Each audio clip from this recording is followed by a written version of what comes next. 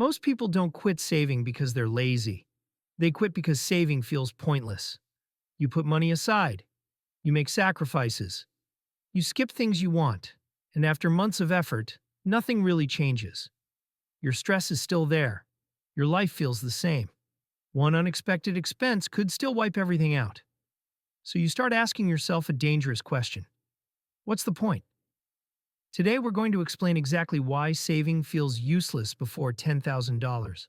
What is actually happening behind the scenes and why everything begins to change once you cross that threshold.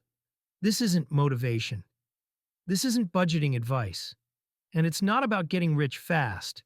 It's about understanding how money behaves at different stages and why the first stage is always the hardest.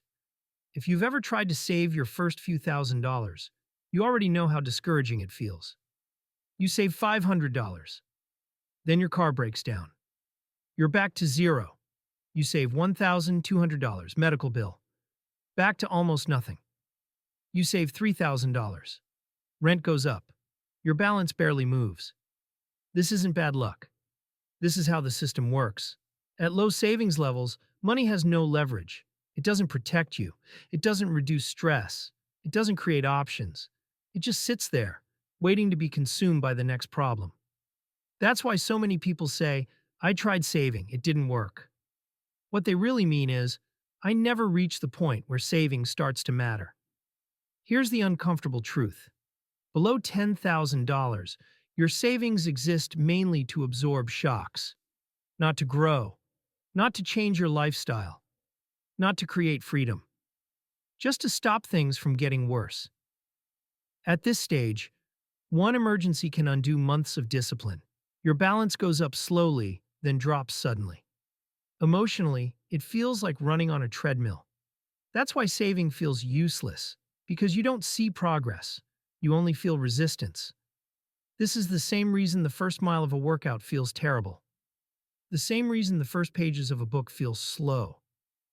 The same reason starting anything worthwhile feels unrewarding.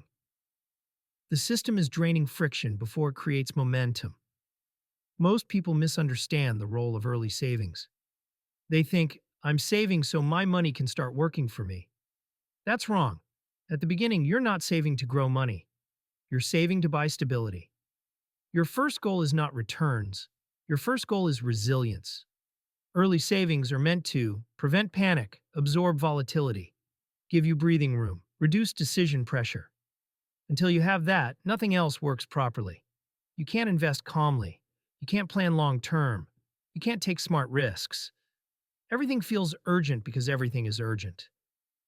$10,000 is not a magical number, but it is a psychological and structural shift. Here's why. At around $10,000, most common emergencies are no longer catastrophic. Your savings stop going to zero after every hit. Your balance starts recovering faster than it drops. For the first time, money stops disappearing entirely, and something subtle but powerful happens. Your brain relaxes. You stop checking your account every day. You stop reacting emotionally to every expense. You stop making fear-based decisions. This is when saving stops feeling useless. Not because you're rich, but because money finally starts doing its job. Once you pass this stage, progress feels different. Not faster, different. Your balance grows more consistently. Expenses don't erase everything. Setbacks feel manageable. This is where people say, it suddenly felt easier. Not because they changed, but because the system changed. The same habits that felt pointless before now produce visible results. That's why people who reach $10,000 often go on to hit $25,000 faster than expected. Momentum replaces friction. Most people quit saving right before it starts working. They quit at $800, $2,500, $4,000 because they never felt the payoff. They assume if it hasn't worked yet, it never will. But saving follows a curve and not a straight line. The beginning feels unrewarding. The middle feels neutral. The later stages feel empowering. The mistake is judging the process before reaching the stage where it delivers value. Here's the mindset shift most people miss. Saving is not about getting ahead. It's about getting out of danger first. You don't measure early progress by interest earned lifestyle upgrades. Freedom, you measure it by reduced panic, fewer emergencies, fewer financial resets. If saving feels boring or frustrating, that's normal. It means it's doing exactly what it's supposed to do. Once you reach this point, priorities change. You stop asking, how do I survive the next expense? And start asking, how do I structure my money better? This is where investing makes sense, planning becomes possible, wealth building actually begins, but none of that works without the foundation. That's why skipping this stage is so dangerous. People who build wealth aren't special. They just don't quit during the most unrewarding phase. They understand that early saving is invisible labor. They push through the stage where effort feels unrewarded, progress feels slow, doubt is highest. And once they cross that threshold, the rules change.